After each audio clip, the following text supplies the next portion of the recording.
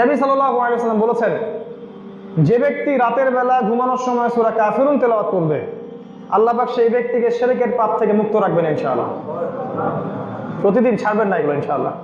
এরপরে আরো আমল আছে, আল্লাহুম্মা বিসমিকা আমুতু ওয়া আহইয়া, আরো কিছু দোয়া আছে, আপনারা হিসনুল মুসলিম বই থেকে পড়ে নেবেন।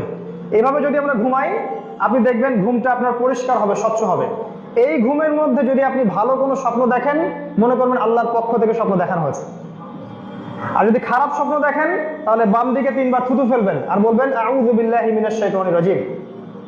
স্বপ্ন দেখতে পারেন আপনি, সত্য স্বপ্ন। যদি সত্য স্বপ্ন দেখেন, ভালো লাগে, তাহলে প্রিয় মানুষকে বলবেন।